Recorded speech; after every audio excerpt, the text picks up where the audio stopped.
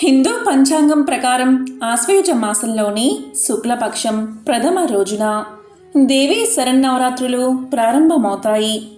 మొత్తం 9 రోజుల పాటు సాగే ఈ ఉత్సవాలు అక్టోబర్ 24వ తేదీన విజయదశమి వేడుకలతో ముగుస్తాయి.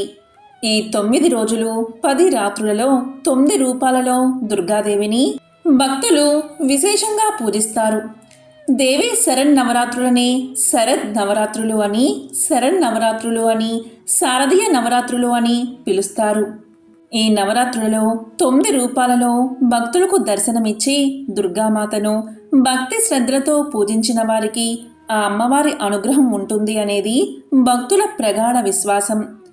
అయితే ఈ నవరాత్రులలో వచ్చే కొన్ని కలలు మనకు శుభ సంకేతాలను ఇస్తే మరికొన్ని అశుభ సంకేతాలు ఇస్తాయి. అయితే కొన్ని రకాల కలలు మాత్రమే దుర్గామాత అనుగ్రహానికి సంకేతంగా భావిస్తారు. ఆ కలలు వచ్చిన వారు అమ్మవారి అనుగ్రహంతో సుఖ సంతోషాలు, ఆయురారోగ్యాలతో గౌరవప్రదమైన జీవితాన్ని అనుభవిస్తారు అనేది పెద్దలు చెప్తున్న మాట. అయితే ఆ కలలు ఏమిటి, అవి ఎలా ఉంటాయి, వాటి ఫలితాలు ఎలా ఉంటాయో ఒకసారి మనం తెలుసుకుందాం. ముందుగా అమ్మవారికి సంబంధించిన ఒక విశేషమైన కథను ఇప్పుడు విందాం. ఈ కథ దేవి భాగవతంలోనిది. ఈ కథను విన్నంతనే సమస్త దరిద్రాలు తొలగి సమస్త శుభాలు కలుగుతాయి. పూర్వం ఋతువాక్కుడు అని ఒక మహర్షి ఉండేవాడు. అతనికి ధర్మపత్ని వల్ల ఒక కుమారుడు జన్మించాడు. రేవతి నక్షత్ర గండాంత కాలంలో జన్మించడం వల్ల కొడుకు పుట్టినప్పటి నుంచి వారు వ్యాధి పీడితులయ్యారు. కుపుత్రుడి వల్ల వంశం, కుభార్య వల్ల జీవితం, కుభోజనం వల్ల దివసం, కుముత్రుడి వల్ల సుఖం నశిస్తాయని పెద్దలు అంటారు. వారు పుత్రుడి గురించి ఇలా దుఃఖిస్తున్న సమయంలో అక్కడికి గర్గ మహర్షి వీచేశారు. ఈ కుపుత్రుడు మాకు ఎలా జన్మించాడు, శాంతి ఏమిటి అని వారు ఆ మహర్షిని అడిగారు. అప్పుడు గర్గుడు ఇలా సమాధానం చెప్పాడు. రేవతి నక్షత్ర గండాంత కాలంలో జన్మించడం వల్ల దుశ్శీలుడు అయ్యాడు. అదే మీ ఆది వ్యాధులకు కారణం. ఈ దుఃఖం ఉపశమించాలంటే దుర్గాదేవిని ఉపాసించండి అని చెప్పి సెలవు తీసుకున్నాడు గర్గుడు. దుర్గను ఉపాసించడం వల్ల కుపుత్రుడు సుపుత్రుడిగా మారి అందరి ప్రశంసలు అందుకున్నాడు. దీనంతటికీ కారణమైన రేవతి నక్షత్రం మీద కోపం వచ్చి ఋతువాకుడు రేవతి నక్షత్రాన్ని నేలకు రాలిపొమ్మని శపించాడు. వెంటనే రేవతి నక్షత్రం కుముద్రాది పర్వతాల మీద పడిపోయింది. అప్పట్నుంచి ఆ పర్వతం రైవతాద్రి అని పిలువబడింది. ఆ నక్షత్ర తేజస్సు నుంచి కన్యకామణి ఆవిర్భవించింది. దీనిని ప్రముచుడు అనే మహర్షి చూసి రేవతి అని నామకరణం చేసి పెంచుకున్నాడు. ఆమెకు యుక్త వయస్సు వచ్చిన తర్వాత వరాన్వేషణ ప్రారంభించాడు. అగ్నిదేవుని స్తుతించాడు ప్రముచ మహర్షి. అప్పుడు అగ్నిదేవుడు ప్రత్యక్షమై ఇలా పలికాడు. మునివర్యా, దుర్దముడు అనే రాజు మీ అమ్మాయికి తగిన వరుడు. దైవవశాత్తు అదే సమయానికి దుర్దముడు వేట కోసం అడవికి వచ్చి ఆశ్రమానికి వచ్చాడు. రాజలక్షణాలతో వినయ విధేయతలతో విరాజిల్లుతున్న దుర్దముణ్ణి చూసి ఆప్యాయంగా ఆహ్వానించి కుశల ప్రశ్నలు వేస్తూ నీ భార్య క్షేమం గురించి అడగను, ఎందుకంటే ఆ అమ్మాయి ఇక్కడే ఉంది కనుక అన్నాడు ప్రముచ మహర్షి. అప్పుడు దుర్దముడు ఇలా సమాధానం చెప్పాడు. అంతా కుశలమే మునివర్య, నా భార్య ఇక్కడే ఉంది అంటున్నారు. ఎవరావిడా అని అడిగాడు. రేవతి గురించి చెప్పాడు ప్రముచుడు. తన వివాహ విషయం తెలుసుకున్న రేవతి తనకు రేవతి నక్షత్రంలోనే వివాహం జరిపించమని కోరింది. ఆమె కోరికపై ప్రముచ మహర్షి తన తపశ్శక్తితో నక్షత్ర వీధిలో మరో రేవతిని సృష్టించి అదే ముహూర్తంలో వారిద్దరికీ వివాహం జరిపించాడు. ఏం కావాలో కోరుకోమన్నాడు అల్లుణ్ణి.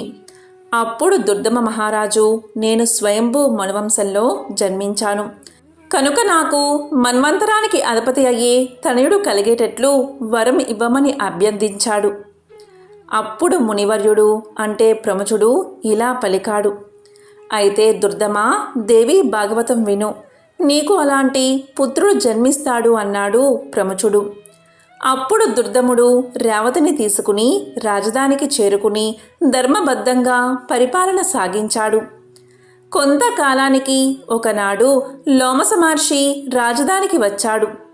అప్పుడు దుర్దముడు అతనికి ఎదురు వెళ్ళి అతిథి మర్యాదలు చేసి దేవీ భాగవతం వినాలనే కోరికను తెలియజేశాడు. దానికి లోమసుడు సంతోషించి అభిష్ట సిద్ధి కలుగుతుంది అని ఆశీర్వదించి ఒక శుభముహూర్తోన పురాణ శ్రవణం చేయించాడు. రేవతి సహితుడై దుర్దముడు భక్తి శ్రద్ధలతో ఆలకించాడు.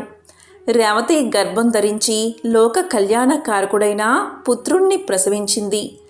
రైవతుడు అని నామకరణం చేసి ఉపనయనాది సంస్కారాలు జరిపించి గురుకులంలో వేద శాస్త్రాలు అధ్యయనం చేయించారు.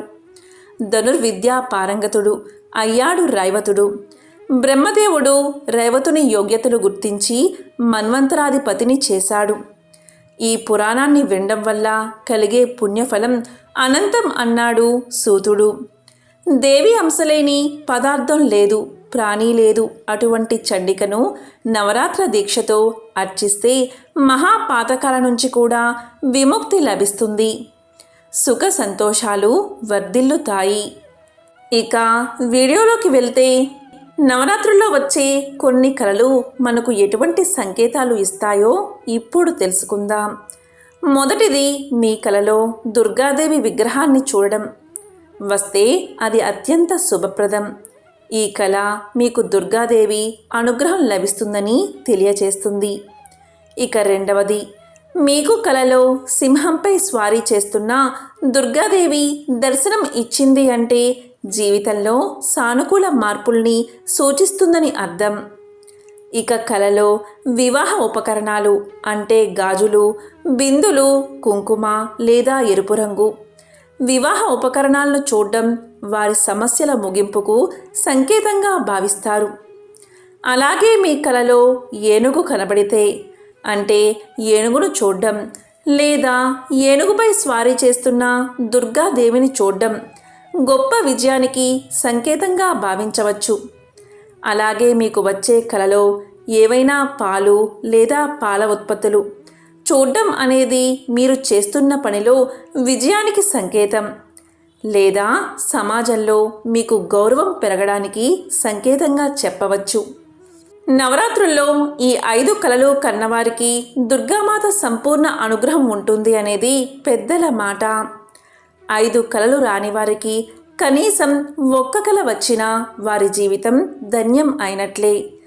ఎందుకంటే ఈ 9 రోజుల్లో కళలు రాకుంటే మళ్ళీ ఆ నవరాత్రుల కోసం ఏడాది కాలం వేచి చూడాల్సిన పరిస్థితి. అందుకే భక్తితో అమ్మను కొలిచి ఆమె కృపకు పాత్రులు కండి. కళలో దుర్గాదేవి దర్శనంతో సానుకూల ఫలితాలను పొందండి. ఓం శ్రీ మాత్రే నమః. ఓం దుం దుర్గాయై నమః.